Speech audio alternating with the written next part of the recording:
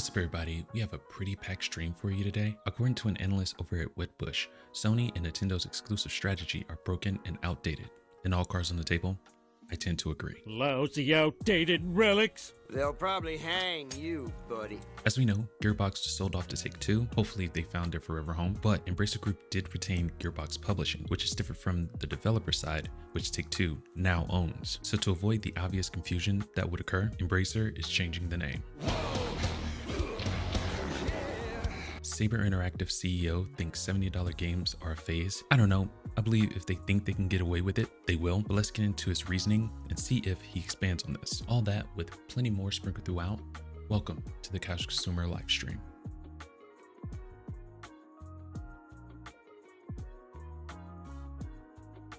I don't know. I watched the first episode. All right, we are live. I'm gonna start saying that every time. You are not in there quite yet, gamer, but we will take. No worries, just like that. We're 4 again. There we go. Yeah. All right. Yes. Right on. All right. What's up, everybody? Welcome to the Couch Consumer live stream. We've got a full panel today. I think 4 is probably the most we can handle at one time, or I'm gonna be pulling my hair out.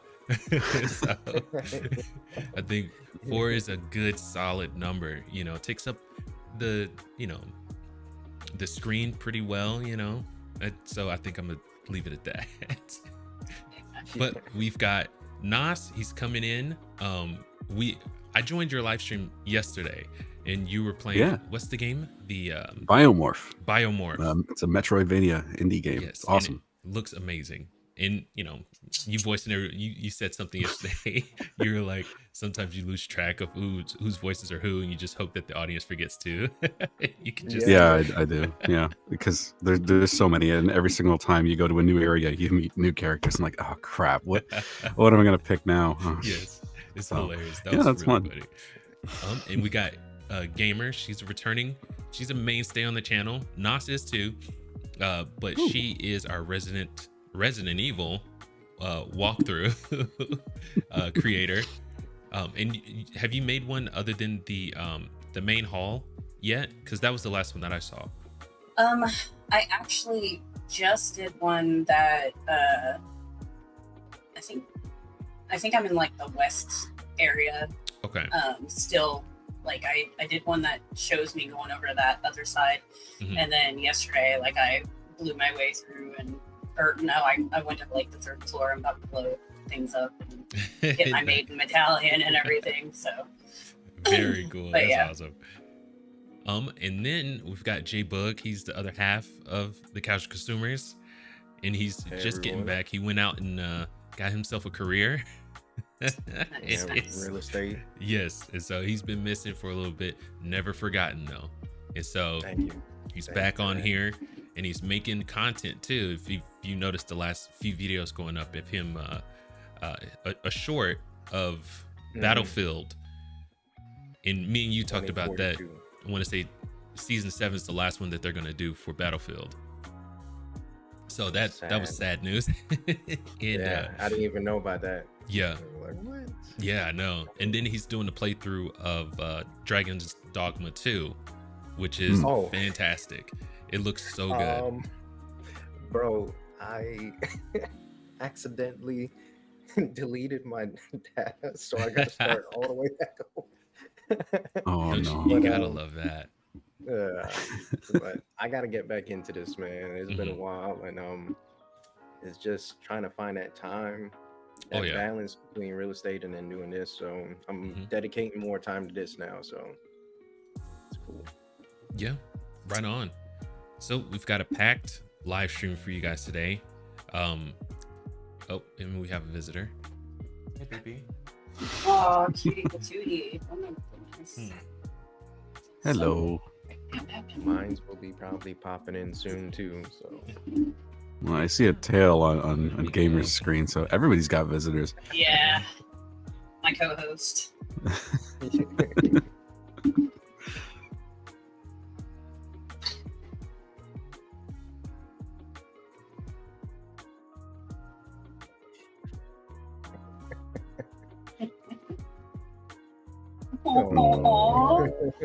Right So on. Sweet. She is gorgeous. I braided her hair last night, and like whenever they fall asleep on it, it's just Oh my like god. everywhere when they wake up. It's like Yes. I can And never it's do it so tight enough. tough.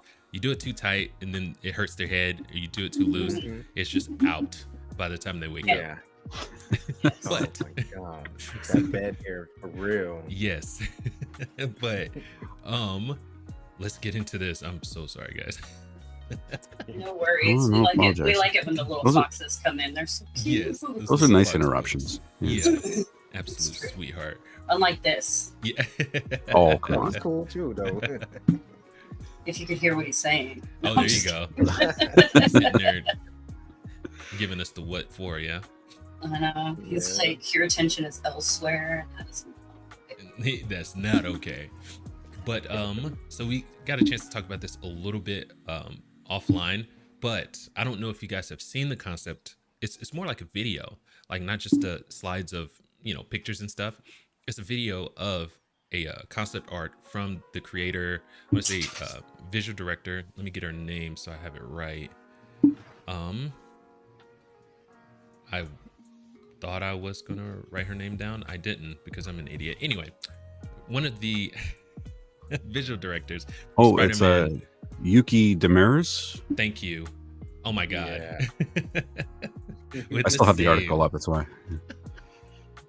Well, I appreciate it. Goodness gracious. But she worked on Spider-Man Across the Spider-Verse, and if you are a huge fan of Batman Beyond, you're gonna absolutely love this. So I've got it pretty much queued up here. Let me bring it up real quick, and then we will here, as a matter of fact. Okay, let's get into the share screen, and then we'll take a look. I hope let's see. Oh, okay, so this isn't bad. I'm gonna move you over just a tad bit, gamer. There we go. All right, now we're in it. Oh, okay. Oh, I'm facing another one now. It's okay. It's okay, we got this. As long as my K is the right way. Let's see how. Okay, so I can't swing that way. I gotta, Oh no, you're fine. You're fine. I got you. You guys see the There toe we go. right? Jeez. yeah. Perfect. Okay, now we're professional. Yeah. Except for the cat too. Not that Yes, cat. it's okay. Let's go to theater mode. Let's take a look. See at this. Can you guys hear that? I can No, No, that's fine. but it looks cool. Let's see.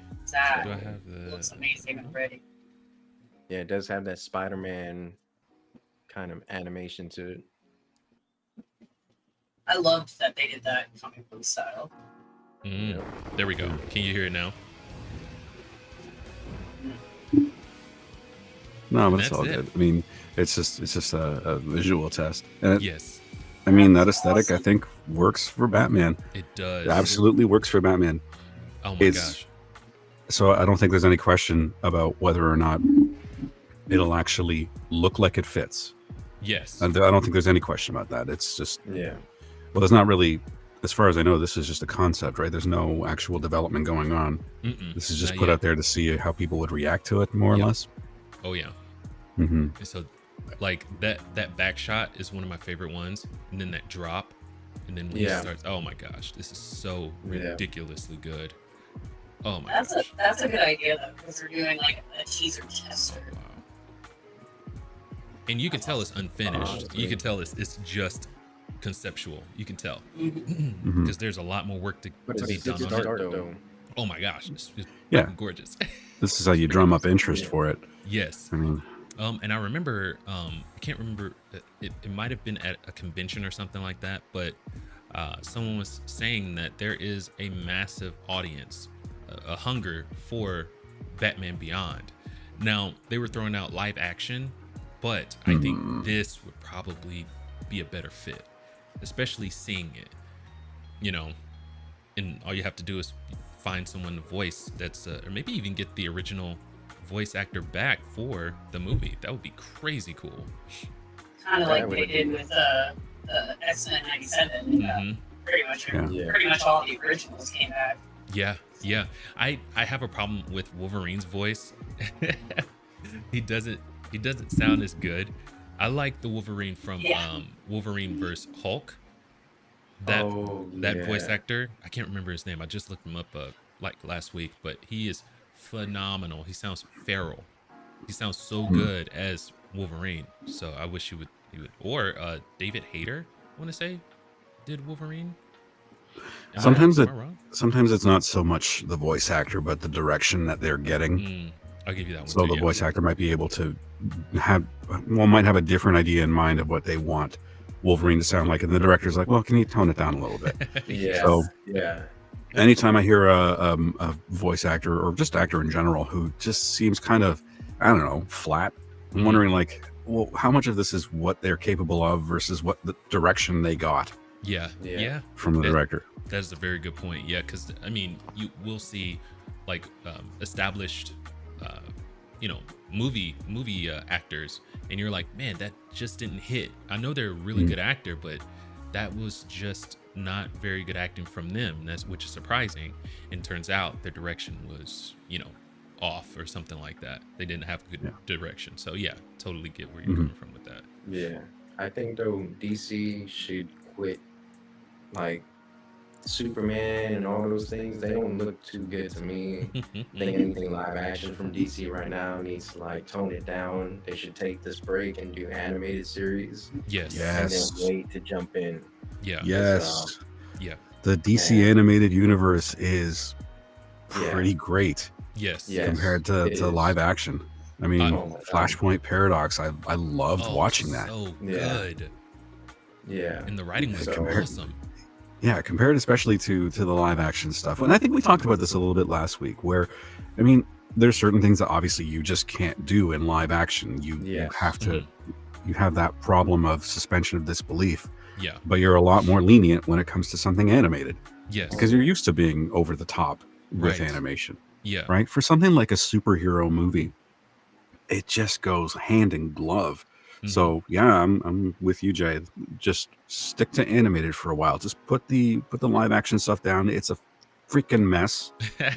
Just stop. How many different Batmans do we have? Like, just stop. Just stop for a while. I'm gonna tell you, I'm still mad that Affleck was Batman. Oh, really? I actually thought he was a good Batman. Oh, no. I hate him. And I was surprised by his performance as Batman, because yes, he did a good job. Yeah. But at the same time, I'm still mad. I'm like, really? Yeah. Like, I think the only casting that I actually liked was Gal Gadot. Oh man. You didn't like Henry Cavill? Oh. No, I loved him because I'm obsessed. You didn't like him. You loved him. Right Okay. On, No, yes. The lady. I have loved him since I watched him in the TV. So, no, he was absolutely perfect as Superman. The movies weren't perfect. Yeah. I really like Man of Steel. It gets a bad rap. I liked Man of Steel. I really did. Yeah. I did not really like Batman versus Superman because I was like, this is kind of stupid, and it's basically like one giant Wonder Woman promo. Yeah, because she came in, and it was like no reason for her to be there at all. I was just like, where did she come from, and why is she here? Oh, a sword. Okay, yeah, that seems likely. Yeah. I came here for my sword, and I just ran into this billionaire who happens to be a vigilante. Yeah. Like, Right. Ridiculous. I was like, all right, she's like immortal, but okay, so. I didn't have an issue with the casting. Sorry, go ahead, Jay. No, you go in. I didn't really have so much of issue with the casting in the live action Justice League stuff, except for Jesse Eisenberg. I didn't like him as Lex Luthor. I thought he was obnoxious. Yeah. I wanted somebody like, who am I thinking of? James Spader, for example, as Lex Luthor would have been a much better casting choice. Yeah. He's such a good film. I like. He's just got that charisma, that presence of his, and the way that he can be calm and threatening at the same time. Oh man. Well, the other problem with it is that you've got basically a teenager looking person, and then you've got Clark Kent, who is obviously much older, Mm-hmm. and they were supposed to be best friends, and Lex was older Mm-hmm. than him. Yeah. So like they kind of reversed the roles. I didn't like him as Lex Luthor either. Mm. I think DC could do amazing things, and I think the only one that I thought that absolutely knocked it out of the park was the first Wonder Woman, and I have they did really well on that one. Yeah, Mhm. that's I enjoyed it. I just didn't like the ending of the first ending Wonder was Woman. so Weird. absolutely whack. It was so bad. Yeah, they threw something together there. Yeah, exactly. It felt like he didn't know how to end it, so he just kind of said, "Yeah." Burr, burr, burr. He just threw. What it if up we on just the have page. these people punch each other? Well, let's just do that. Yeah. Ugh. But Right I on. guess with Kevin coming over, the whole hope is that he can do with DC what he did with the MCU. So Oh, that is a big ask. We'll see. That's my thing, though. I think there was too many directors in making all these different DC movies, and they kind of like try to follow each other, but then it was like an afterthought. Yeah, and it's kind of like it got all messy and Mhm. Yeah. you guys are doing terrible. When they did go ahead. No, you go ahead. I want to hear what you have to say. Oh, like the difference between MCU and DC with the speedsters, Mhm. where I forgot that group of Immortals, right? Mhm. Or is it Marvel's Immortals? Or Eternals? who is it? I think it's the Eternals. There you Eternals. go. Yeah, the speedster on that team when she was fighting one of their own. Mhm. Man, that was an amazing fight. Gotcha. Then Right they on. did a comparison to Flash slow mo where he's just kind of running and doing His all hands, this. yes. Like, What was this whole thing? Yeah. Like, Oh man, Yeah. that you running can't- was hilarious. It was. Yeah, that but, was great. it just made it so comical comparing the two. And then I was like, this is what they're missing on their side, their Mhm. identity. They don't have one. That's They right. don't have any identity for anything really, other than Superman being overpowered and Yeah. everything. Yeah. So, Oh yeah. I don't know. I And- think and- yeah, there go wasn't for it. really like Sorry. a cogent story that was being told. I mean, you had different. You said it, Jay. There was different directors, different visions, and it just kept changing. I always thought if DC is going to ever, I don't know if they would ever beat Marvel. I mean, this is going back a few years, Mhm. but they have to do their own thing. Yeah. DC is unique from Marvel. It needs to turn into that. It needs to go with that instead of just trying to copy Marvel. You're not going to beat them. No. They've got a huge head start. Mm-hmm. And you have what, 1-2 movies, and then all of a sudden you've got your version of Avengers, which Yeah. sucked. Sorry. So bad. It did. I didn't care for it. Justice League was awful. was, I did. Oh my goodness. Sorry. It was so rushed. You could tell they were just cobbling together just to get it out of the door. Yeah. Well, the problem was that you've got Zack Snyder that started it, Mm-hmm. and then yeah, that- his so his daughter unfortunately Mhm. killed Yeah. herself. So he removed himself from the movie, which is awful. Yeah. And then you've got Joss Whedon coming in and talking Mhm. about, oh, I directed Avengers, so now I'm going to change everything on Justice League. And I was just like, Avengers was great. I don't know what you did to Justice League. Mhm. And then he's like, I'm going to rewrite it and redirect it. And so you've got Henry Cavill coming back, and they're digitally shaving him because he's already like. God. I was like, Yeah, did that's rough. they just put somebody in his role and then like try to paste his face on there and didn't do well? Like, Yeah. what happened? It was bad. And It looked like a skin graft that didn't heal properly. it really did. And then when they did when they did the Zack Snyder cut, like I was just like, okay, this flows better. Like I Mhm. still didn't necessarily like it, Mm-hmm. like because and it's exactly true. Like Nas and Jay were saying, Mhm. you've got so many directors. They're just like, hey, let's do these projects, and they task it out to all these people. Nobody gets together. Nobody had a game plan for like a universe. It was all individual movies, and then they're like, oh hey, let's throw in some cameos here and there, and then we'll throw them all together and see what happens. You've got a cinematic universe by committee. Yes. Yeah, and It doesn't work. It did not work. And that's I mean, the at all. complaint with the Marvel movies nowadays. They're all made committee, not by the actual director. Star Wars, Yeah. same thing. Yeah. Mhm. Yeah. Like look at the three Force Awakens, Last Jedi, and Rise of whatever. Yeah. Force Awakens, I absolutely loved. The other two, I was just like, I was expecting so much more after the Force Awakens. Force Awakens, I was like 10 minutes in. I thought, I feel like I've seen this movie before. And I just went around calling it a New Hope. Yeah. And people were like, it but was, that's not what and it's called. that's exactly what they did. But it was so nostalgic for me that I just absolutely loved it. And Rogue One, phenomenal. But the rest of the movies, I was just like, y'all are killing me. Yeah. All right, that's a good place to hold up and then get into our next one. All right, let's do it. So I think we all played Monopoly as a kid, and we got into no worries. We got into this backstage, but it seems that Margot Robbie, her plate is full. She's gonna work on The Sims, and now she's gonna work on a Monopoly movie.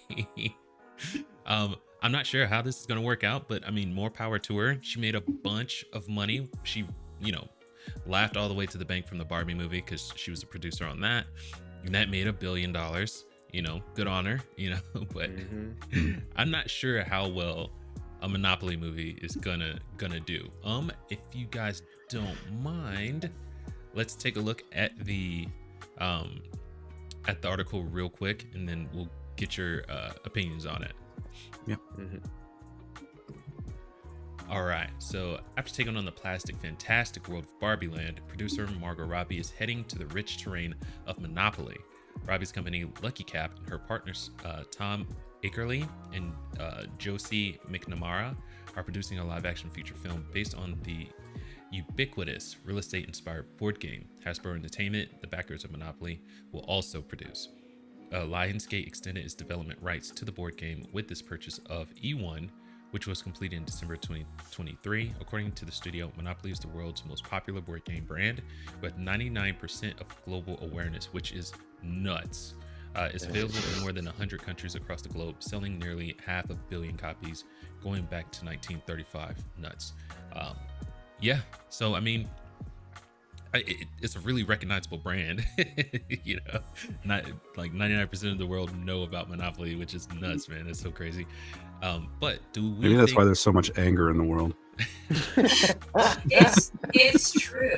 Did you guys know that Queen Elizabeth II banned Monopoly? Oh, that's hilarious. Like, the royal family can't play Monopoly because, well, I mean, Charles can overturn that, but yeah, she'd actually made it where like they're not allowed to play. Because they must have been getting in like fist fights and stuff. Yeah. I'm telling you, could you imagine it's a hand slapping fight. Yeah.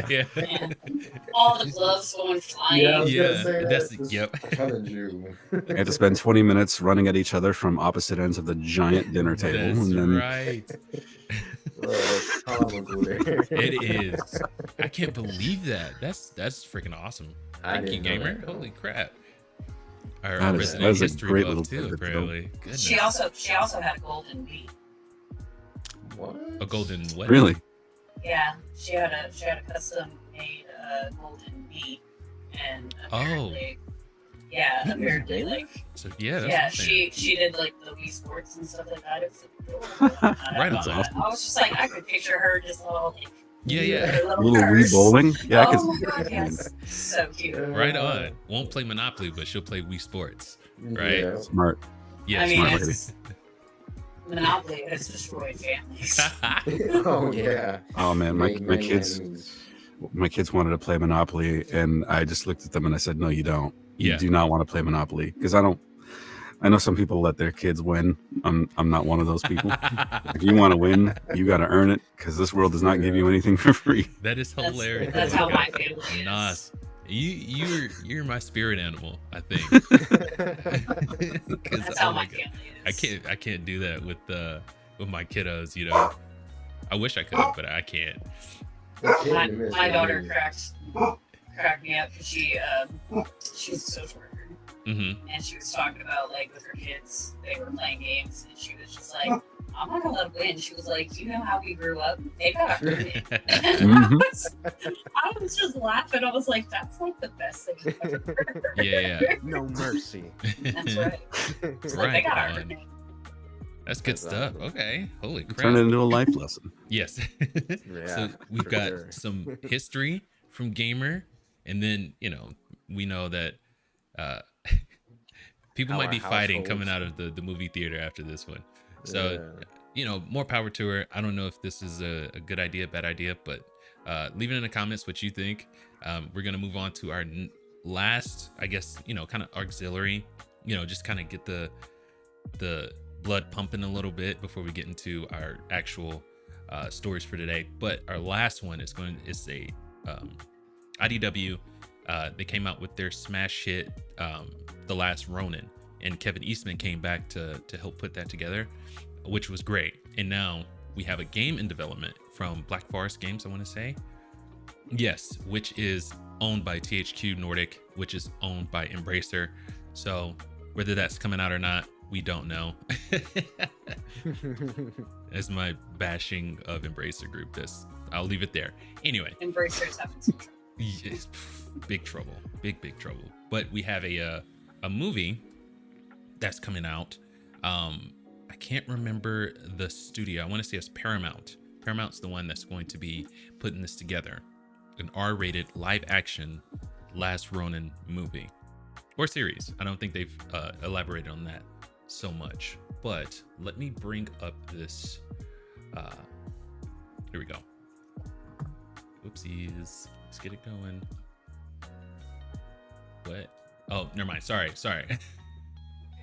Brain fart over here. But I think this is a really interesting story. It's coming from The Hollywood Reporter. I want to say, is it Boris Kitt is the one that's pinning it. So let's get over there real quick. I'll read, the juicy chunks, and then we'll comment on it. Mm-hmm. All right. So after success of last year, if I can speak, after the success of last year's animated hit film, Teenage Mutant Ninja Turtles, Mutant Mayhem, just watched that last night. It blew me away. It totally snuck up on me. I heard so many things online about it. And after I found out how they learn ninjutsu, I was like, you know what? I'm off it.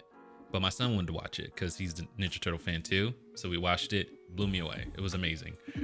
Anyway, Paramount Pictures is keeping Turtle Power going by putting a new feature project into development. This one, however, will go beyond the realm of all ages material the long-standing property is known for, and instead go into gritty R-rated territory. Paramount is developing a Teenage Mutant Ninja Turtles, The Last Ronin, adapting a popular storyline seen in the recent IDW comics as a live-action feature with the intent of making it for an R rating. And so it says Tyler Burton Smith, he's going to be co-writing this, and he is responsible for the 2019 Chucky Horror, which didn't get great reviews. And we got Walter Hamada. He was the president of DC, the movies over at Warner Bros. And he got taken over by David Zaslav. But he has his own production company, 18 Hertz production company, and he's going to be the one that is producing. So I'm a huge fan of the Last Ronin comic. I have one more comic to get from it because by the time I was going to get the last issue, I can't remember what happened, but I wasn't able to get it, which sucks. And now I can't find it anywhere, which sucks even harder. Can't wait for the game by Black Forest, but I don't know how well a live action Last Ronin movie will do. Their last attempts, other than this animated one, weren't great. I don't like my turtles being 9 feet tall. You know what I mean? So they're gonna have to really tighten it up. But how do you guys feel about that? Have you guys seen Fox Shogun, the TV series Shogun? I have. I have it on really my good. list. Yeah, I have it on my list, but I have not watched it yet. If they go down that route, I think they can be successful because it's the perfect blend of CGI, clean samurai swords play, guts, whatever. If they go down that route where they have that kind of production, I could see it no doubtedly being a success. Right on. But anything else, no. It's gonna flop. I don't really know anything about The Last Ronin. to be honest. They've got to do, like we were talking about last week, like there's a fine line with live action and making it look good. We're gonna accept over the top ridiculousness for animation, but it's got to be like a balance. Like, yes, I know you might not be able to do this, but we grew up on all the comics and the cartoons and everything like that. So, like, our generation is going to be more accepting of over the top live action, but it's got to be done just right. In my opinion, for it to work. So, I would like to see this come out, but I was thinking it would be more like a darker animation. Than a live action. So we'll just have to see. I'd prefer that. Honestly, going back to what we saw about the Batman Beyond trailer, if you adopted that art style for for a Turtles movie, that could definitely work. Because I'm just reading a little bit about the plot on Wikipedia here, and it actually sounds like, wow, this sounds a lot like Gotham City. Yes. But it's interesting. I didn't realize this was. Oh wait, I think I did know this. It was written by Eastman and Laird. I think Laird sat this one out. I don't think he came back for it, but Kevin Eastman and I can't remember the co-creator of this particular comic, but I don't think it was Peter Laird. But, it's credited on Wikipedia anyway. I know Wikipedia can be wrong sometimes, but it says Kevin Eastman, Peter Laird for story, and Tom Waltz for script. Right on. I know that Kevin Eastman and Peter Laird, they had this idea like when they were starting the series out, like way back when they first started making these comics. I know they both were contributing to the idea of, the last turtle standing, but I'm not sure if he actually worked on this one. But you might be right on that. I might be totally wrong. I'm probably wrong, but yeah. I kind of want to read this comic series now, actually. It's cool. really good. The way that they break it up by the fall of each turtle. I want to say each issue is how each turtle falls. It's pretty good. It's pretty good. Freaking. And I was reading something about why, because it got me thinking, like, why Mikey? Why is Mikey the last one to stand? And so their idea was Mikey was a natural fighter, which pissed Raph off. Him and Raph would get into it all the time, but Mike would always kick his butt because he's a natural born fighter. And so I thought that was the reason why that Mikey was the one left standing after everything. But apparently they said Kevin Eastman came out and was like, yeah, it's just because he's the underdog. I was like, okay. All right. I mean, I can see that, but like Mikey he's naturally talented and he's a goofball. Yeah. You know what I mean? And so, of course, that's going to make Raph angry because he's got the temper anyway. Yes, yeah. But, he's very competitive. He's got to be number one. Like, that's right. Why is Leo in charge and all this stuff? So, for me, my line of thinking was the jokester's always at the end. You got to keep the funny one till the end. It's interesting in a way, though, because that was my thought.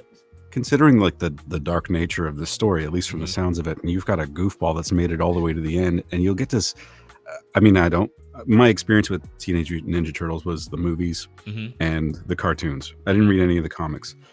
I'm thinking about it now, based on what I'm seeing. But having the goofball make it all the way to the end, I know I'm reducing that quite a bit, but it kind of gives you an opportunity to see what the effect that it's had on this more or less idealistic, bright mind, right? Yes. Yep.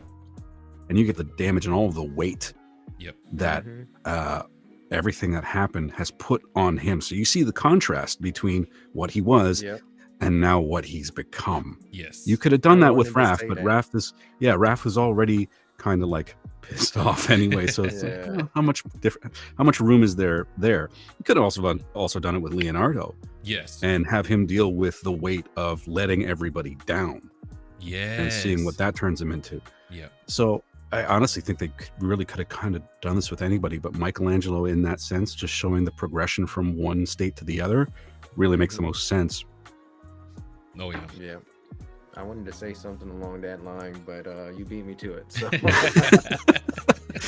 Dude, I was thinking spot on. Like, you got a jokester who's talented that gets forced to mature and apply all his stuff, and every loss he gets, he gains something in return, and then you get him as the last Ronin that's kicking butt.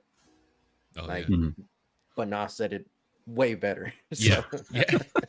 Yeah. He's a wordsmith. He's in the voice. It just adds another layer to it. What was that? The Optimus Prime? Yeah, dude. You guys missed it, but no. just like Optimus. You know Prime. what? Peter Cullen was one of my one of those voices you had growing up. I'm like, this is like a dad influence. Like I love hearing this voice. That's why I watched Transformers. It was Peter Cullen mainly, and Gargoyles with what the hell's his name? Keith David. Thank you. How the hell did I forget that guy's name?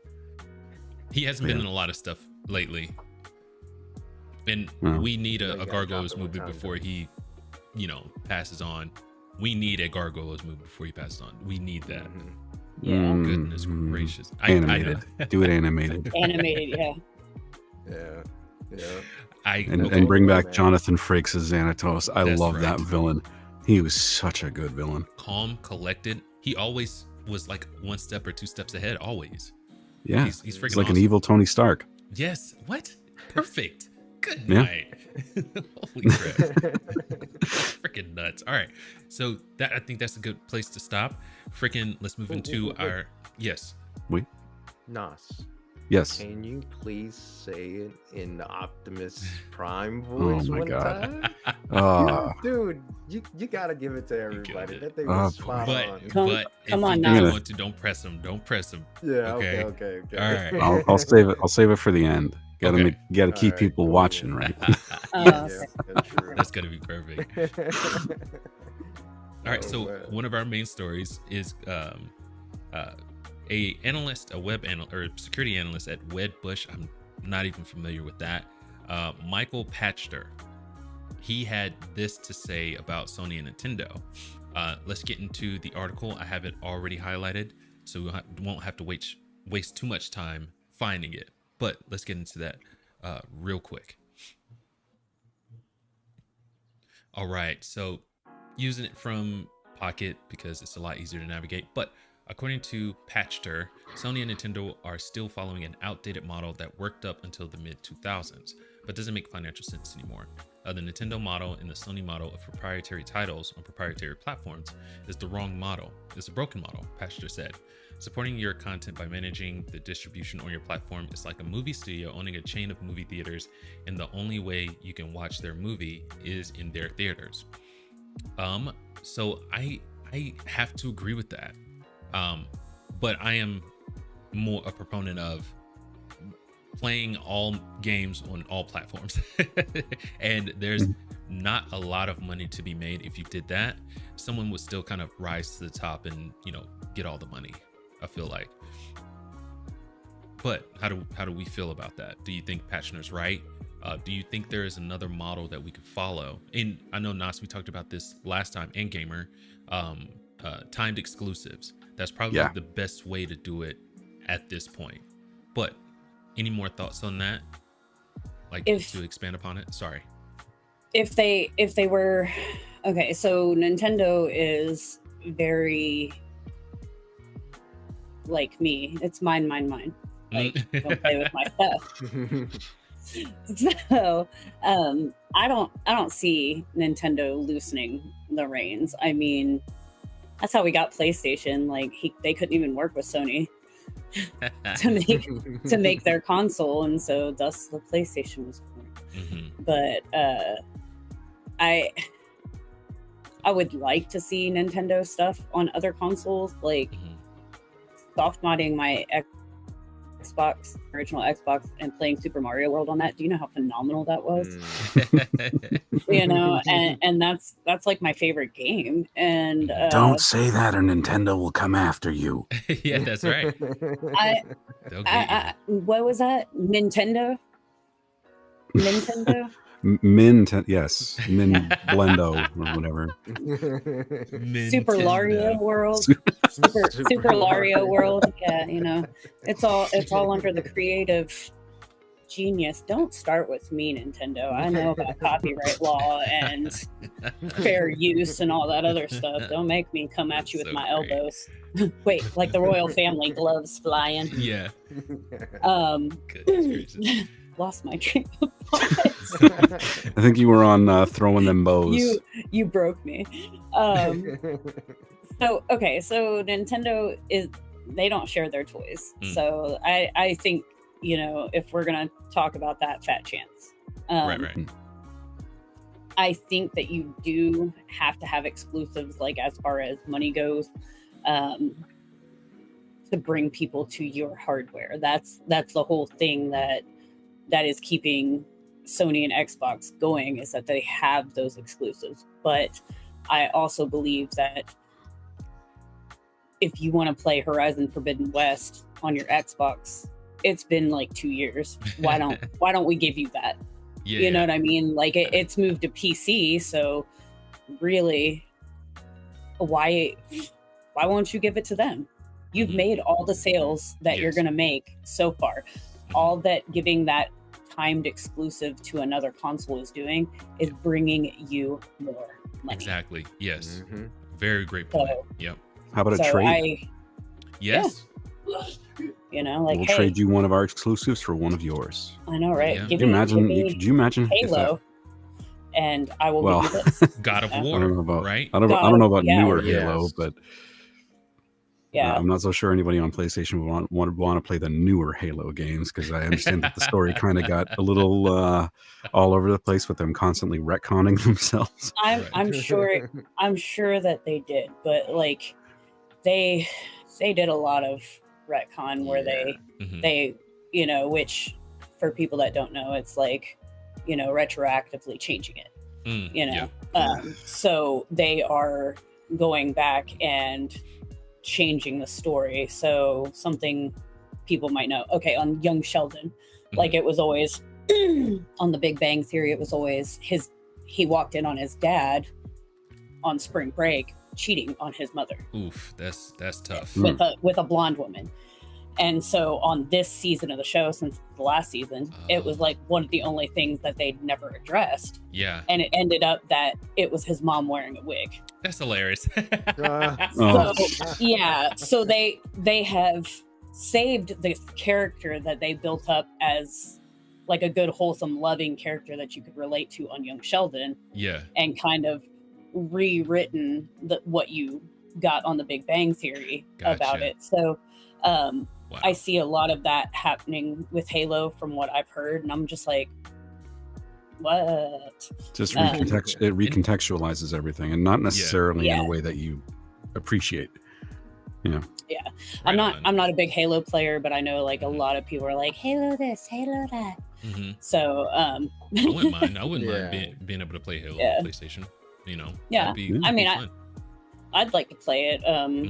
Hellblade though, we need that. We need that on PlayStation. Don't get me started. I'm still angry. Moly. I remember me and Jay Boog, we did a video on this, and we were super excited about it. And I don't think it had came out that it was going to be an exclusive for Xbox yet.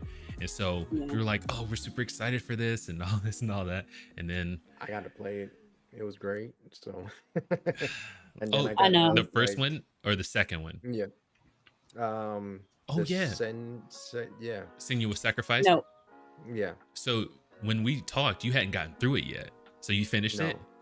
Yeah. Okay. Right on. Okay. I haven't finished the first one yet. I'm still doing that, but we talked about me doing that and trying to release it around the time the second game comes out. Yep. But I was so mad when I found out that Xbox was going to keep it as an exclusive. I almost called my little brother talking about, I need to come stay with you because he lives in Seattle.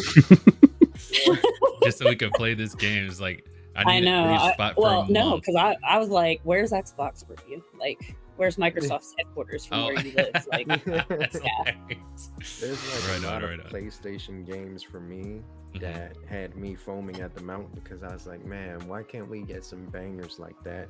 Like The Last of Us, God of War, Horizon, Zero Dawn, or I'm not saying that one right? Yeah, right. Yeah, the first one was Horizon Zero Dawn, and then the second was Forbidden West, and they're phenomenal. Oh man, you know what?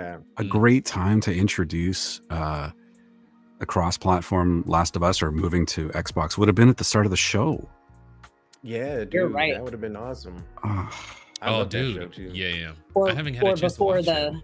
Or before the second season premieres, because so many people were shocked by the show, and it got so much like mixed reviews before it, and then like that first episode blew everybody away, and they were like, "We changed our minds. We're sorry." You gotta see some things through to the end to really get the whole thing. So. Oh yeah. Well, that can either work for you or work against you. So. Yeah. True. Yeah. That's true. Yep. It's what good bad publicity isn't always good for you. You know what I mean? But we have some comments. Let's get into the comments real quick. It's they've been building up. It's John DVZ. He's back on it. Welcome. And Lord Beerus, he's back also. So let's see if I can get this right. All right. Oh. Let's move this that up works. I mean, it's chopped, but we're okay. There we go. Okay, and let's just bring this down a little bit. Shoot, sorry guys. Is this okay right here? Yes. Okay. All right. So Lord Beerus, salutations all you lovely mortals from Whis and I in Universe 7. Right on. Hello, Lord Beerus. Yes. Had him cut off there for a second. Sorry, buddy. And then we've got Lord Beerus again. Look at this. Fox, Boog, Nas, and the Queen are rocking the panel discussion. This is really going to be good. Right on. And we've got John DBZ. Thank you, Beerus. Great to see the team together. Everyone is doing good. Yes. Hopefully you're doing well too, John. Hello, John. Thank you. Lord Beerus, John, he's waving. Gives him a little wave.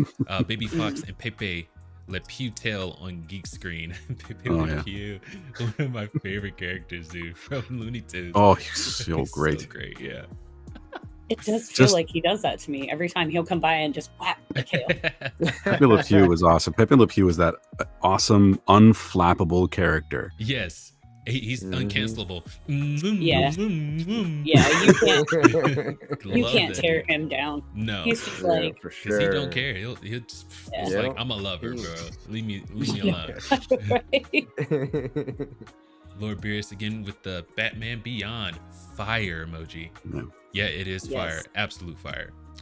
John DBZ, Nasig, I drop you a YouTube sub. Also being an indie fan, man. You have a lot of fun stuff. Yes. I appreciate that very much. Thank you. And whenever you do get a chance, John DBZ, I don't know if you're into Twitch or anything like that. Check him out on Twitch. He has the indie games over there also. He's doing Biomorph right now, and it is it looks like so much fun. It is. You should try it. Right on. Lord Beerus again. That is a great idea to dip the toes into the water. Batman Beyond is huge. The animated series and comics are great, but it needs more. Will Friedel will come back. I want to say, is that the... Wonder if that's the voice actor's name? I'm going to look that up real quick. Google. I mean, just give it a few minutes. Lord Beerus will tell you. I know. He always does. Well, I know. He's like our behind the scenes, like... He's the man in the chair. Yeah. He's the man in the chair. It's awesome. Right on. Okay. So, Will Friedel, I didn't even know he was on Boy Meets, what is it? Boy Meets World. Yeah. I had no idea. He was the older brother in that. Holy crap, that's him? Yeah. And he played Terry McGinnis in Batman Beyond. Very cool. Very awesome. Huh. Look at him with the knowledge. He'll probably, Beers will probably comment that at the very bottom. John DBZ, the Batman of the future can be made just like the Spider-Man movie. That cool mix of comic book style anime, keeping it close to the TV show, it would be cool. And I am here for this. I've been starving for Batman Beyond. I haven't gotten into the comics, which I'll look them up and see if it's something I can jump into.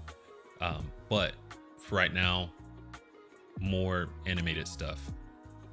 I would love to see that. Lord Beerus, actually, I read that the Batman Beyond world with Will Friedle is coming back in that Justice League Crisis on Infinite Earths. I did hear about that too. Okay. I can't wait to see that. Lord Beerus, right on, John. My son's going nuts right now. Lord Beerus, speaking of Justice League Crisis on Infinite Earths, Hamill and Conroy will be voicing Joker and that's right. That's his actual last voice. Last time we hear Kevin Conroy play Batman, voicing Joker and Batman one last time, and he goes into it. Sorry, I took your thunder, Beerus. Those movies coming out this year. I'm so sorry. I love Mark Hamill as the Joker and as amazing. Skeletor. Just phenomenal. I'm just like, he gets that crazy stuff going great. Yeah. Oh yeah. And he does a good job in other other voicing positions too. Oh, he's just he does great. He's awesome. He's very good. Very good. Beerus, Keen will always be the best live action Batman. Clooney will always be the worst Batman. I gotta say, I have what's the guy who's in Reacher? What's his name? Oh crap! I know who you're talking about. I know. Yeah. All right, Beerus. Alan Richardson. That's right, Alan Richardson. They are tapping him to play Batman, a live action version of Batman. So, but as massive as this guy is, I think if he can tone up a little bit, he'd be the exact proportions of Batman, because they're all freaking massive in the comics. Batman, Superman, they're all freaking huge. So I think they really are at all, though, being that big. So. He finds a way. Honestly. I mean, he was trained by Ra's al Ghul, you know. So he's and he freaking beats him off. Or goodness gracious, pause. Pause. He beats them up very well. Yes, you're right. Or some other way. Yeah. Oh yeah, you got to clip that. Holy shit. Wow. Actually, I thought Alan Richardson, I think, would do a good Superman. I cannot wait to make that a soundbite. Well. Wow. Maybe an older grizzled, like him in his black suit, Superman in his black suit. I think he would do, grow a beard. I think he'd do well. I don't know.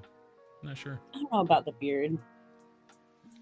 He's got a little bit of one in Reacher, and he looks pretty good with it. Yeah. He's far more handsome without it, but I can see him, pulling the beard off in Superman. I love Superman, especially when he's in that black suit. Like, I mean, in the comics, I believe it was, and I know they showed it in the Death of Superman, the animated movie. It was designed to help draw more of the sun's radiation into him to repower him. Very cool. Yeah. So, like, I can see him not wearing it all the time, because otherwise he's not fighting Doomsday or Darkseid all the time.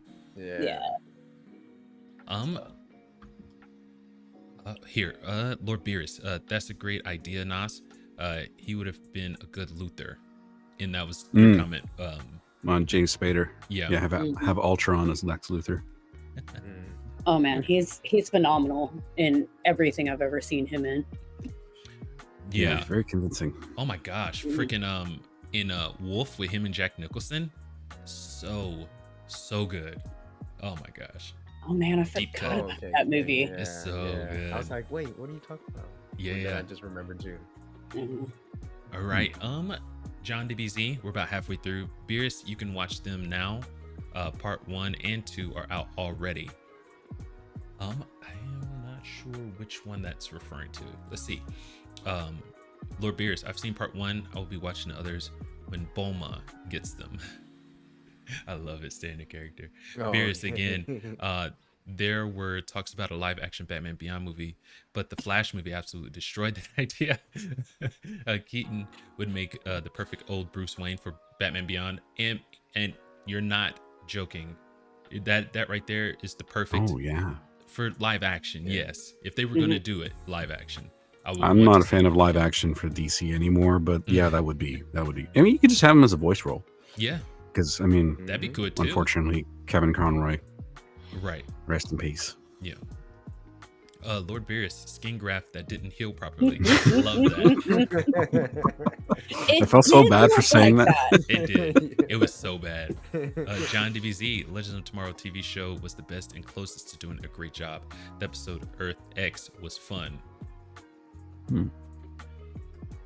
Was that a CW show? That was a CW show. Okay.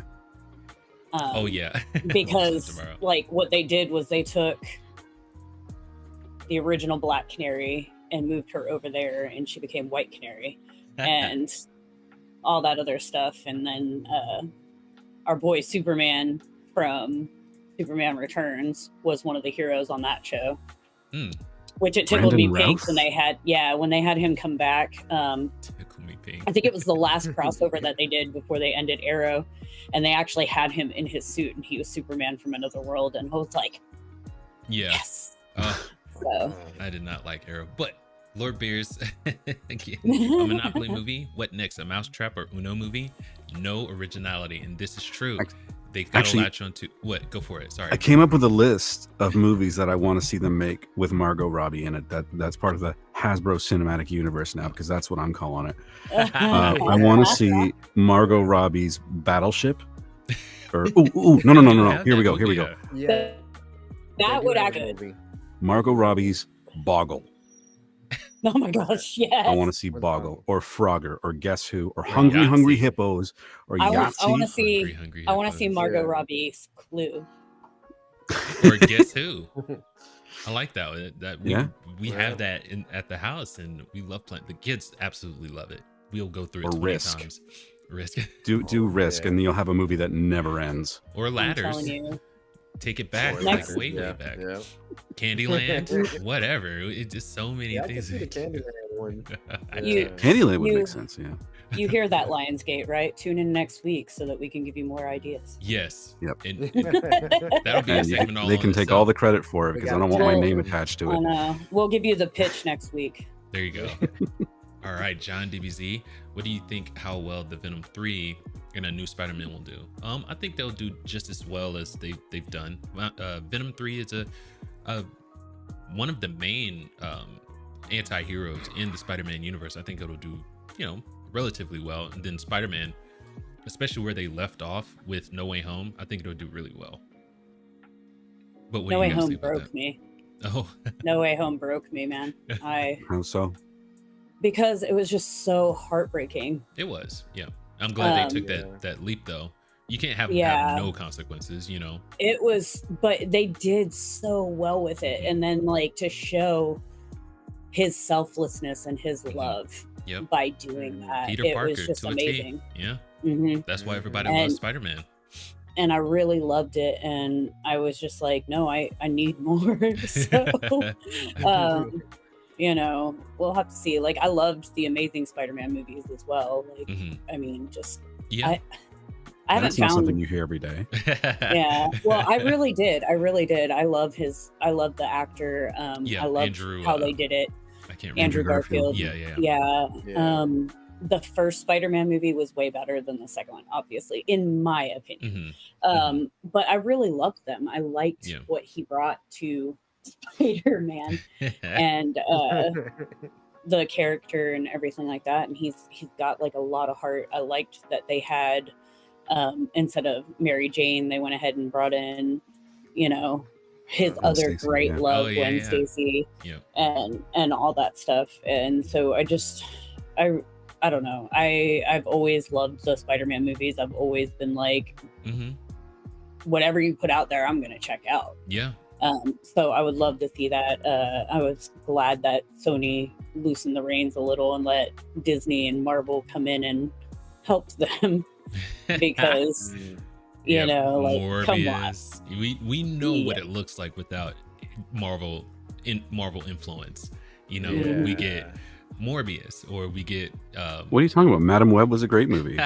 Madam Web. I'm not going to say how it was great, but it was a great movie. Perfect. Allegedly. I haven't watched it, and I did not have any desire to, but I didn't watch it. I'll watch it if one of you guys watches it and tells me it's all right, because otherwise I'm gonna be sitting there wishing COVID had taken me, just like I did another movie that we won't talk about. The only good thing that came out of that one was Sydney Sweeney. That's the only good thing that came out of it. But I don't know. Watching Dakota Johnson in those interviews was hilarious. It's like I've never seen any of these Marvel movies. It's like it's just not my bag. It's like, hey, good on you for being honest. Love you for that. Yeah. Lord Beerus, good question, John. John DBZ gives the Marvel people something to fight about. Right on. Lord Beerus, since the Monopoly movie is being made, I'll go make a movie about Trouble or Sorry, the board games. Might as well at this point. This is very true. They haven't really talked about any sort of plot for that movie, did they? No. It's just there's a Monopoly movie, and then that's it. Yeah, it's just to get the eyes on it. It's like the details are come later. They just want this recognizable IP to do what it does, get people's interest going. That's it. Yeah. I look forward to seeing how they're going to expand on all of the existing lore that surrounds Monopoly. How they're going to bring the little thimble into the story, or the car into the story. It's fantastic. It's probably going to be a mess, dude. I honestly see the only way that works is that they steal Jumanji's idea and somebody gets sucked into the world of Monopoly. And then it's a tired idea after Jumanji's done it. And I gotta say, I haven't seen them, but my kids love them. The Jumanji movies, I heard they're really good. And the one with Robin Williams, that's a classic in my opinion. So good. Yep, that's a classic. They did great, and I'm sorry, but you're not gonna get me to not watch a Kevin Hart movie. Right on.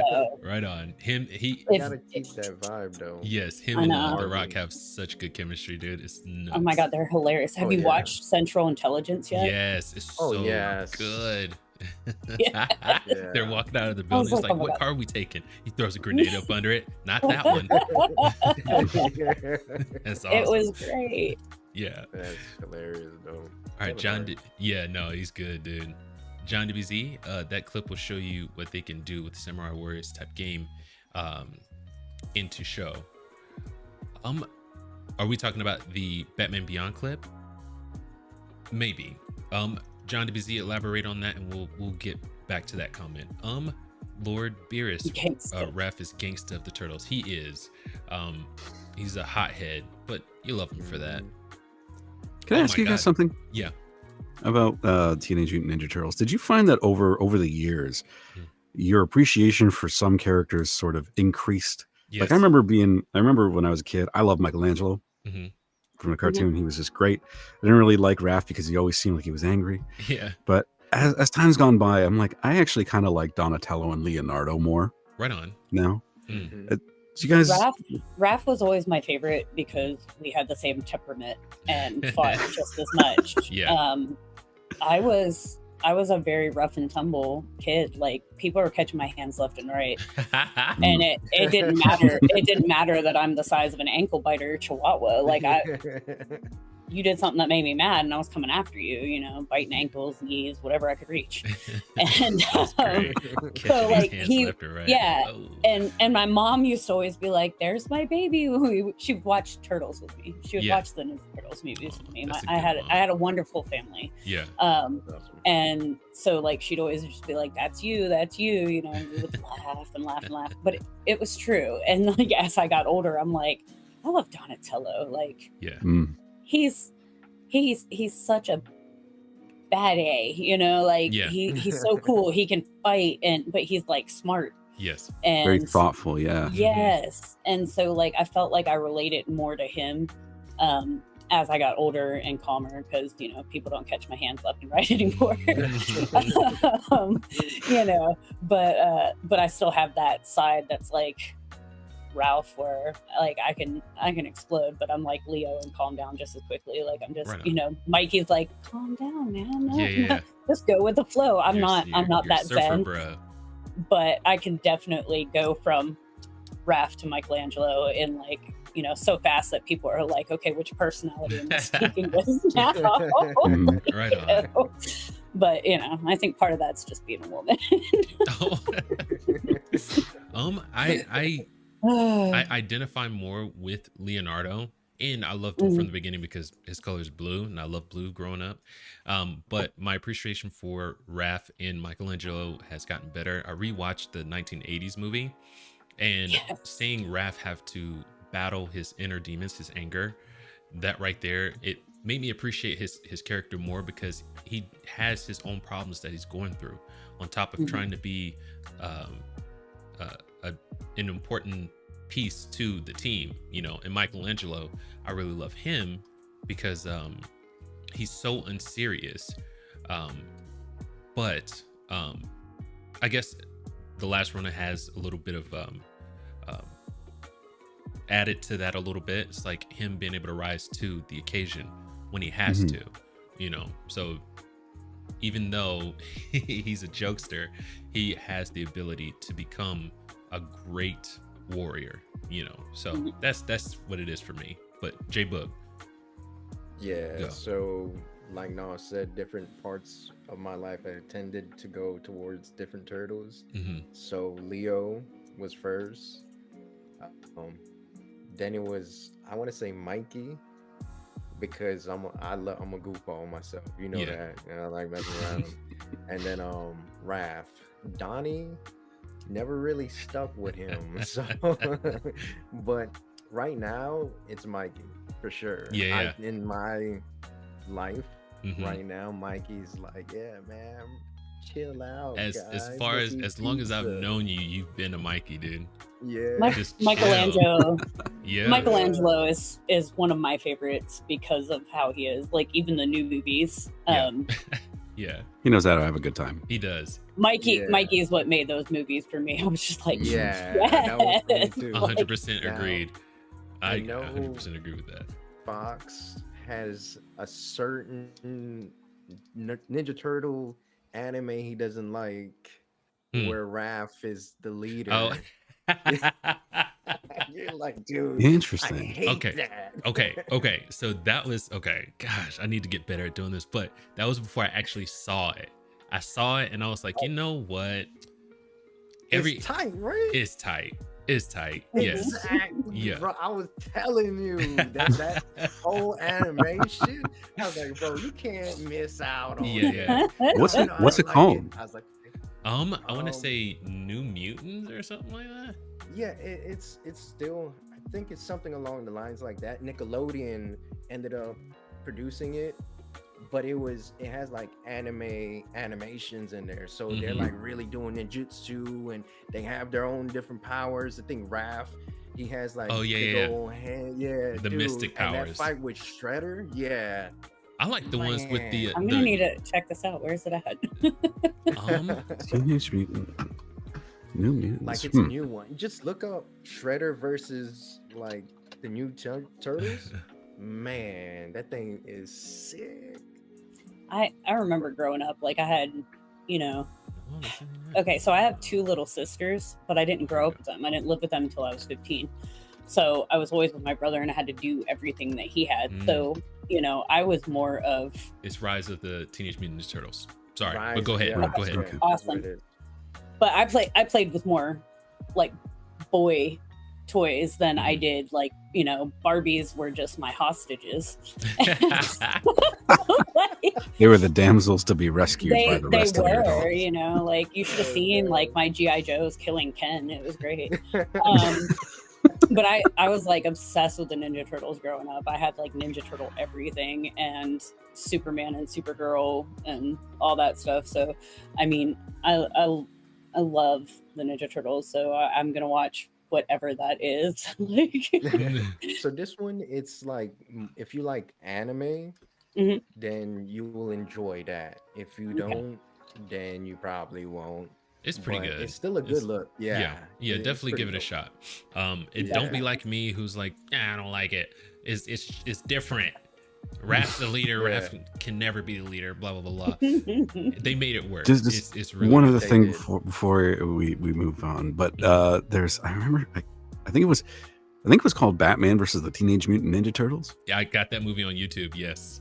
So that was like the fights were great. They were so much fun to watch. Yeah. Especially the fight between Batman and Shredder. Yeah. Oh man, I love that fight. And I kept thinking, you know what? I got to go back and watch this. Yes. Yeah. It's super good. I got to check that out. I got to check that out. We're gonna move on real quick from the comments. We'll come back to them towards the end, but we've got 2 more that we need to get into before we call it a day. But this next one comes from Gearbox. Developer side is owned by Take-Two, and the publishing side is owned by Embracer, along with other studios that Embracer retained through the sale to Take-Two. But because of the confusion, they are changing the name of the Embracer on the publisher side. So I'm gonna take a look at this article.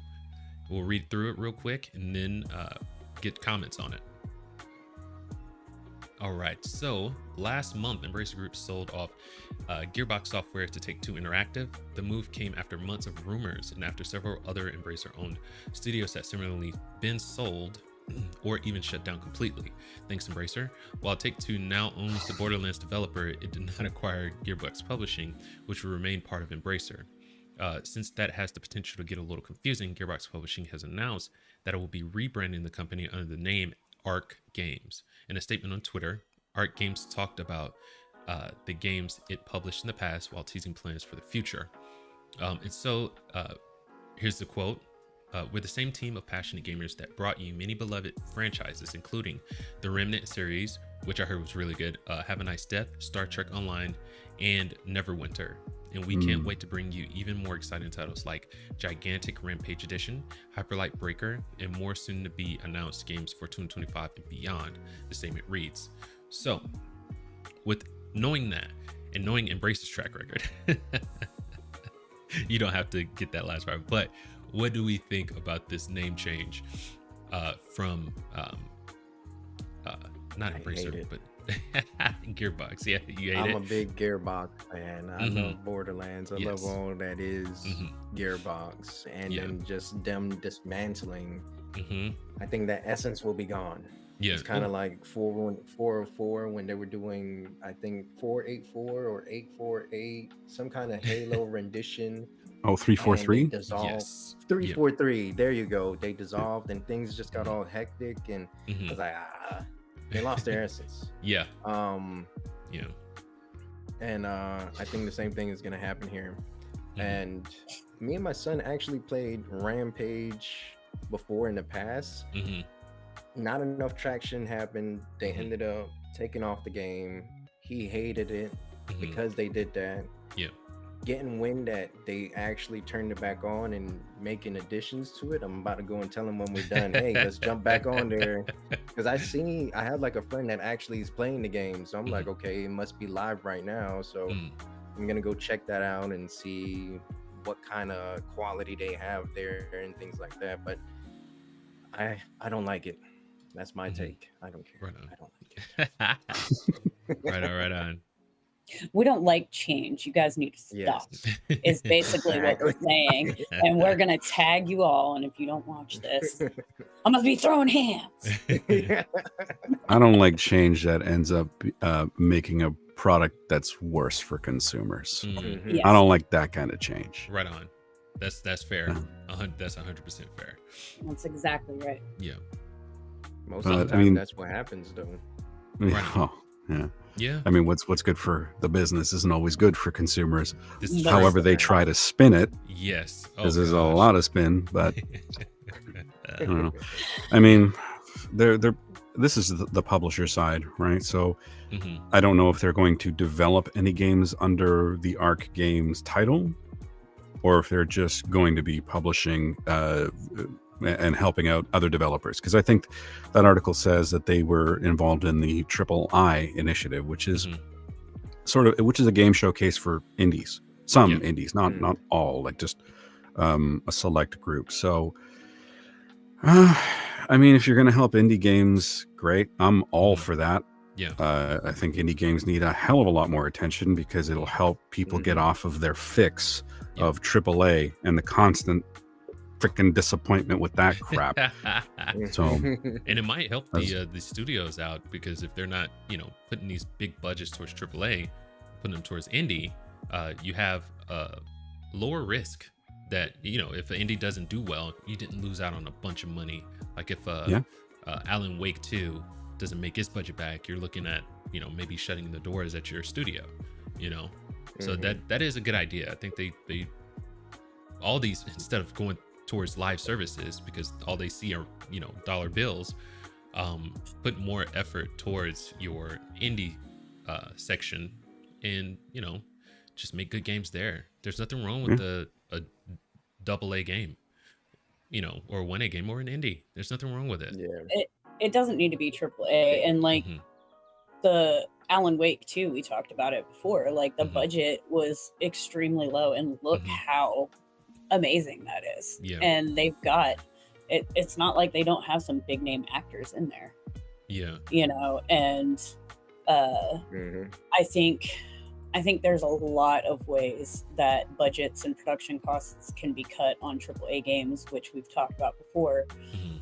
And if they need to find a middle ground, because $70 isn't sustainable for the cost of games, period. Okay. Interesting that you say that. Yes, right? Thank you for that segue. Look at how well Helldivers 2 has done. Think about it. $40. It's phenomenal, and it's $40. They would not have made the money that they made as quickly as they did if it had had a $70 price tag. That's right. Yes. 100% true. And speaking of, I'm jealous. A $70 price tag. Thank you for that segue, gamer. That was absolutely perfect. The CEO over at Saber Interactive, Matthew Karch. So he had some ideas on this. He believes that $7 games are temporary, and he said as much in an interview with IGN. Let's get into that article real quick. I'll read through it, and then we will comment on it. Right on. I was going to say if my freaking Stream Deck will let me. This is Karcher's quote. I think that as games become more expensive to make, the $70 title is going to go the way of the dodo. I do.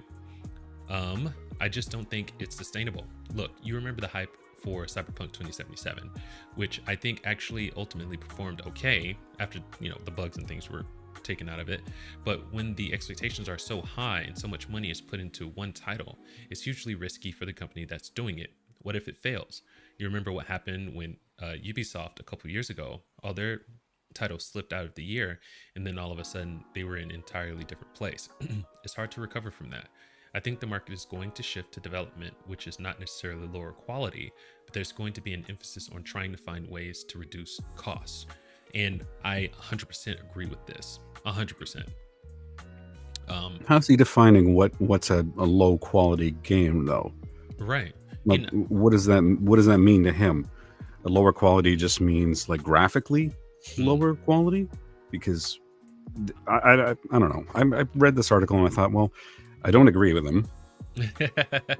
Because I don't think the $70 price tag is going anywhere. I think you might see more price variance, which, okay. Yeah. The market will tell you how successful your game is. If you're, and it's always just comes down to, does the hype match the gameplay?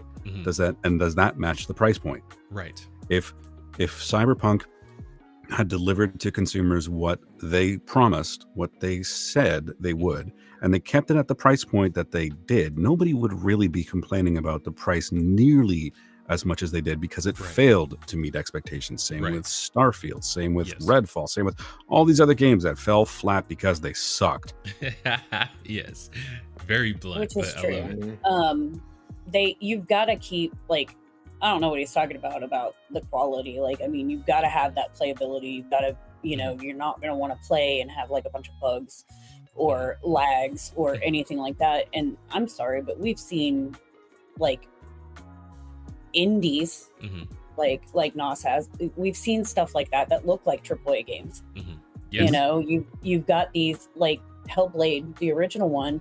That was a small studio. There's not very many of them, and they just happen to get bought out by a big Xbox company. After their success, and it just, you can do so much. There's ways to cut production costs. There's You know, like we've talked about before, like your employees do not need perks. They can bring their own donut. They can bring their own lunch, just like the rest of the world does. You know, like you know, even like if I bought my laptop to use for work, and it would only be for work, obviously, and the, you know, IT department would set it up. You'd have your sandbox, you'd have your VPN that takes you into work and everything, and you'd have your security and stuff. But I'd be able to take it home and do things with me and all that other stuff. If you tell me that you're going to pay me $3 an hour more if I have my own laptop, I'm more likely to do that than you have to go out and buy the equipment that I need to use. Or you can get with computer companies like Dell or Apple and be like, hey, what can we do to get these computers and these machines at this price for this? You know, they already have to do it to a degree anyway, but you can call up Dell and be like, hey, let's get some Alienwares and do it, you know, this way. And what costs can I get? And you can also start doing swing shifts, like have somebody come in there, you know, basically people are working 24 hours a day, you know, almost doing these games, and you'll get it done quicker, which is going to cut costs.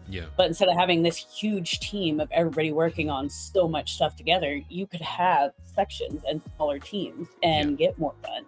There's plenty that these companies can do, including, you know, not being like Epic and having servers that you're paying for that you don't use at all and didn't even know about. Like, their CTO needs to be fired over that one. I'm sorry. But there's so much you can do to reduce the production cost of games and, you know, lower those price tags. I mean, $70, that's a deluxe game price to me. You know, you can't. The new Star Wars game, I'm sorry to interrupt, but the new Star Wars game, the deluxe, is going to be $130. That's crazy. But continue. Sorry. That's sorry, stupid. Well, they spent 15 years at $60. And then in 2020, they launched the next gen systems and that $10 price increase. And it's just like, how have you been performing? You know, think about it. Like how many, it's not just the pandemic, but how many layoffs have they done? How much money have they lost? Well, in addition to that, there's also been the move away from physical distribution. Yes. So all of that extra money, where's that going? Especially for those ones that aren't live service, they don't have to pay for servers. That's just single player, and you know, charging $70 for a digital release. I think that's they're robbing you. That's robbery. They are. Oh yeah. And well, it happens because people put up with it. Yes, they do. Yeah, and the more that we spend on these games, the more that they're going to continue to charge. Yes, 100%. But like, just a few comments on that. I'm sorry, Bug, but I think that it is temporary just because economics will flatten that out. A lot of these AAA games, you know, from their performances and the fact that a lot of people can't afford to buy a game once it comes out at a $70 price point, economics will take care of that. I think that's what's going to be put in these companies' hands is how do they reduce costs for themselves. That's one of the things, that's a big thing they need to worry about, instead of, you know, passing that on to the customer via $70 for a game. But the less people buy a $70 game, which I don't know if anybody's buying a lot of $70 games as soon as they come out. They're waiting till they get on a reduced in price or a sale or something like that. So I think the market as they should. Right, exactly. And I think the market is telling these companies, hey, $70 is too much. You know, you're not going to make this money back if you don't reduce your production costs and make them cheaper. You know what I mean? And we have good examples. If you've got a crap game, you're not making your money back. But like Dragon's Dogma is even more expensive, and that's got rave reviews. I think it was like, it's like $95 Canadian. So I don't know what that translates to American money. Yeah. I think the Canadian, like for like if it's like $11.99 here, it's going to be It's like more. $15.99 in Canada. Yeah, there's so the Canada tax. Yeah. But think about it. You know, like Fox was saying, think about it. You know, how much have you seen recently? Like, I don't normally see them on sale before they come out, except for Alone in the Dark, which I think the reason that they had it on a lower price was because they kept having to push it. So like it wasn't, they had already had it reduced before they even released it. But if you're looking, like, you know, I check the PlayStation Store a lot and GameStop and stuff like that, just because I'm always trying to find sales. And I'm noticing these new games are like very quickly becoming discounted very quickly, even if they seem successful and stuff like that, because I think that they're learning that, you know, the $70 isn't going to be sustainable, because you're seeing these sales on these big names relatively quickly compared to the past. And so I think they're already starting to notice it, but they're just trying to hang on with that money and that greed. I think they're fighting it, and they're just hoping that the $70 can stay. But I think that they're realizing that it's not going to, because of how quickly they're discounting pretty much every game that's out there now. So it might not be temporary in a sense. Oh, go for it. Sorry. I'm so sorry, Jay, but go for it, bro. I'll be honest. You're good. I think there's a delay on my side. I think everybody is playing a game, so they're taking away bandwidth from me. But I have had Game Pass for years, and I think the last time I ever bought a game full price was Grand Theft Auto 5, and that was for like Xbox One. I was gonna say, which version was that on? 360? Yeah. It's been on the last 3 gens. And still going strong. Yeah, it has. For real. That's amazing. I can't wait for like the new one. But other than that, Dragon's Dogma was the only other game that I've ever spent money on, and I regretted it. But I was like, you know what? I love playing the older game, so this should kind of be the same thing, and it's gonna be okay. So that's the only justification I had. Other than that, I spend money on Game Pass. I play whatever games they have there, like Evil West. That's a low-key good one right there. Right on, dude. Watch me. I'm gonna start streaming that on Twitch. Good deal. Right on, man. Evil West. All right. But let's get into the finish out the comments, and then we'll get our last thoughts on and just pick a topic and, you know, have at it. But let's get to the comments real quick. We'll run through these. Fox laugh emoji. I have no idea what that's in reference to. John DBZ, the actor who played Nightwing in the Teen Titans TV show, would be good for a live action role if they try it. Lord DBZ, Hasbro Cinema Universe. Nas is bringing the jokes. Yes, he's very funny, dude. Lord Beerus, this Monopoly movie will make me say to the producers, go directly to jail and do not collect $200. Yep, I had the Monopoly pun. Thank you for doing that. Keeping it lively, man. Lord Beerus again, don't let Geek fool you. She's feisty, but gentle as a lamb. We know. Until you catch these hands. Keep it up, Beerus. You got to stay on the good side. That's the secret, I think. I'm gentle now. You should ask. My brother's got some stories, man. He embarrassed me talking about some stuff I'm not gonna say on air because it'll make me look really bad. But yes, I'm gentle now, unless you're coming at my friends or family, and then you're gonna see a side to me that's slightly psychotic and scary. Right on. All right, Lord Beers again. I've always loved Raph, and I relate to him because we share the same temper and personality. Raph for life. And if you're gonna go that route, he's a good one to go with. I think they're all good ones. You can't lose with the Turtles. Lord Beers again. Are you talking about Rise of the Teenage? Yes. That's what we were. Thank you. Lord Beerus, the series did the anime style fight against Shredder. People hated that show until they saw the fighting and respected it after. I love that show. Too bad it got canceled. They did a finale movie, and the movie was amazing. Great writing, great villains. Holy crap, it was so good. Lord Beerus, there were talks about a Batman vs TMNT sequel movie, especially with that post-credit teaser scene, but I don't know what happened. That movie was totally fan service, and I loved it. There's nothing wrong with fan service. I love fan service. Yes, me too.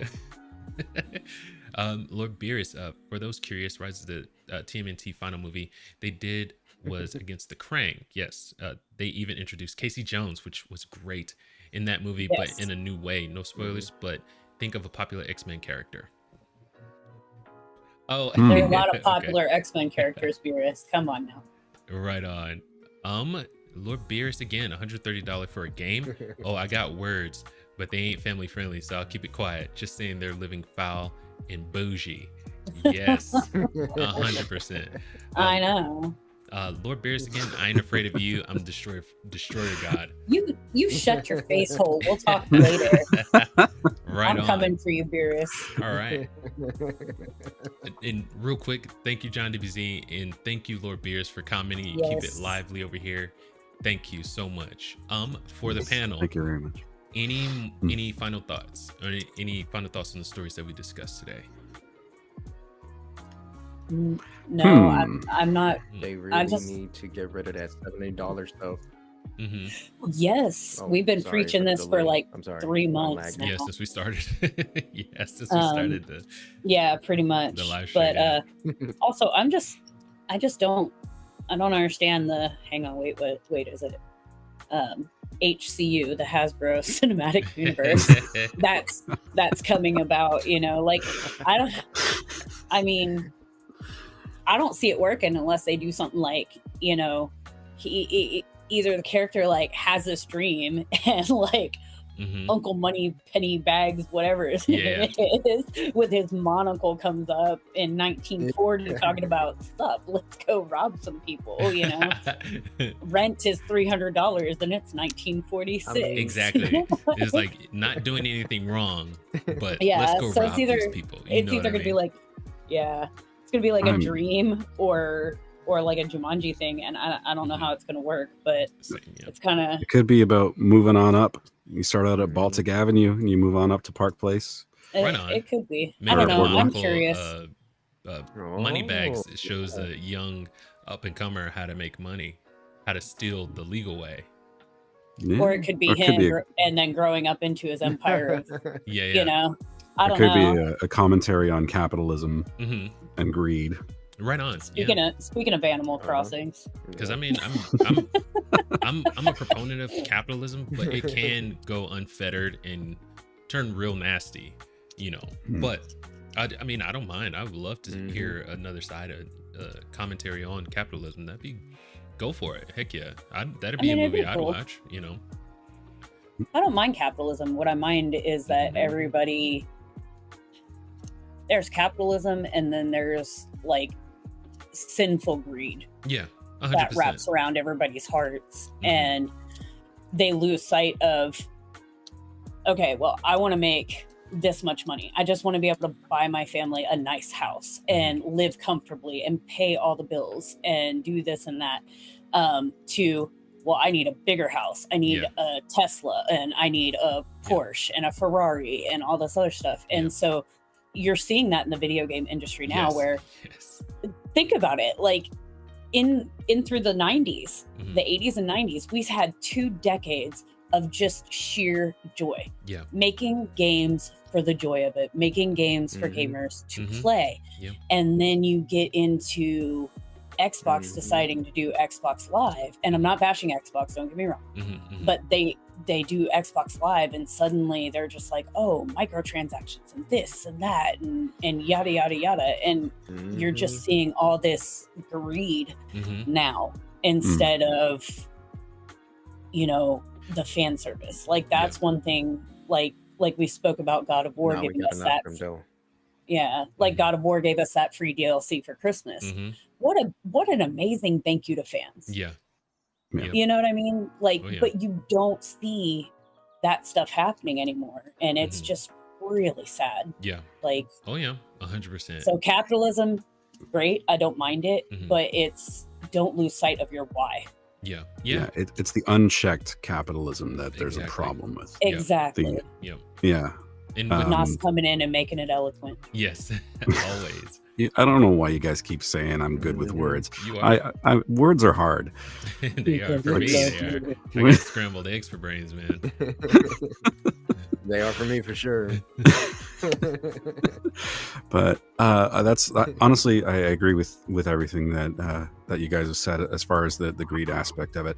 It's for me, it's the unchecked greed that I have a problem with. That's why I'm always on the consumer friendly side of things.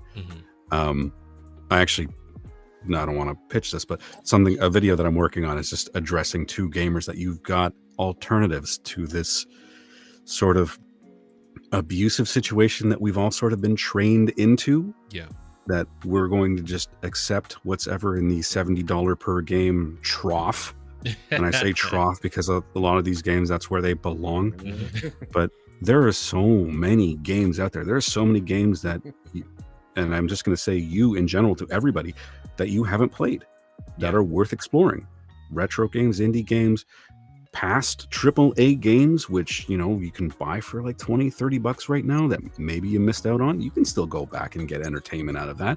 And it's going to be a lot more bang for your buck because you're not spending 70, 80 or whatever the hell amount for it. Yeah. But greed, and this is one of the things that I really want to emphasize, is that greed creeps. Yeah. Greed is always hungry for more. Yep. So there are a lot of people that are saying, okay, I don't mind microtransactions because I just don't buy them. Great. Really? No, like, great. I'm glad that you've got that self-control. Not everybody does. Right. And just because you won't buy it now doesn't mean what you're basically saying is that this is acceptable, which means they're going to go a little bit further and a little bit further. And the problem that I have with this digital only distribution, suppose that you've got a game that you love in your library. We'll call it Game X. And you love it so much and you want to play it, all that stuff. Great, fine, whatever. Well, what's to stop that game from disappearing? Yeah. Because they make a remake of it. Oh. And force you to all of a sudden you lose access to that. You've got to buy the new one in order to play the old one. Yeah. And the new one, or even worse, suppose you've got a game that was made 20 years ago and they announced they're going to make a remake. And you're excited because, okay, this game that I love is going to be remade with updated graphics, with voice acting, all that stuff. Now it's got microtransactions in it. Oof. Big oof. Right. And it's just creeping. And one of the things that I can see, because we've already seen a little bit of it, is microtransactions for modding support. Games like Skyrim, any Bethesda game that has mods in it, because the mods are what basically keep that game relevant and alive in a lot of ways. Yes. But you want to be able to play mods, you've got to pay. And every little thing that you enjoy about a game that you don't have to pay for right now is potentially on the table for these greedy people. I'm going to use that word. Right on. All right. So just because I'm cutting anybody off for the lag. Oh, okay. Nope. Shit. No, wait. Don't say anything. So Roblox, right? I'm trying to time the lag with you guys talking, but Roblox is one of those micro transaction things. My daughter accidentally spent $100 on what? We don't know. And we asked her, I was like, yo, what did you spend $100 on? She's like, I don't know. So, but it's like they mod everything in those games and they jump into those like mini games, and then you have to buy things in each of those mini games to do things. And it's like a constant, like, in your face. You're training these kids from young to accept, like, oh, I gotta buy this, I gotta do this to like play. They'll run into a brick wall whenever they have to pay for their own stuff, though. So that's how they're getting them. Yeah. There we are. Well, like, I gotta pay rent. You're training the next consumers. Yeah. Exactly. And you're also think about it, those loot boxes and everything else, hey, we're training little gamblers. Yeah. I mean, unfortunately, think about it. It's unethical to do that. Yeah, and trust me, I've had a lot of moments where there's been spending going on and all that other stuff, like Fortnite, Roblox, everything. My son has been banned from games many times. Oh yeah, whether it's an accident or not. Like so microtransactions are just absolutely greedy and ridiculous, and I hate it. Like there should be a way to realistically earn in-game currency in addition to being able to buy it the way that it originally was, and it wasn't like it'll take you 333 years to get this amount by trying to earn it in the game. So we've done this to force you to do these microtransactions, and it's just absolutely criminal. So just quick. Okay. Just if I could, just quick. I made a little video about this because I was explaining microtransactions to somebody who was not a gamer, and I said, okay, imagine that you go to a resort at a hotel, and it's one of 5 resorts in the area, and one of the resort owners decides, I'm going to stop giving people fresh towels in their room. I'm going to put them in this one central location, but nobody's going to have towels in their room. They can go there and they can get the towels if they want, or they can pay money to have the towels delivered to their room. What actually does that cost the company? Not a damn thing. It actually saves them money because they don't have to have less personnel there to deliver the towels. Like, let's just say for that example.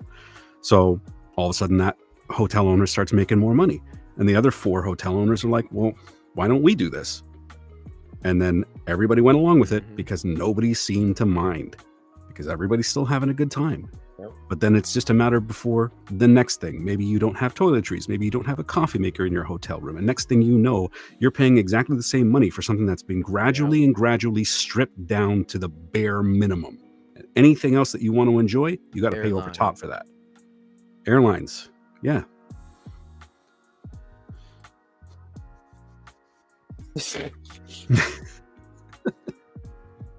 Yes.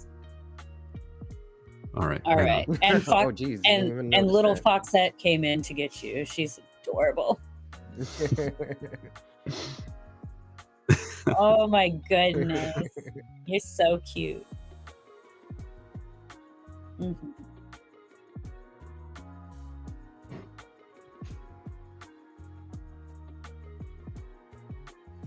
course.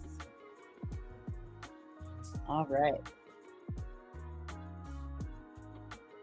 right. Everybody have a great weekend, and thank you so much for tuning in. Thank you, John and Beerus. We really, really appreciate you. Yes. And everybody else. It's just that we interact and talk with them a lot more. Hi, cutie. Hi. She can't see me wave, but whatever. I know. She's adorable. All right. Bye. All right.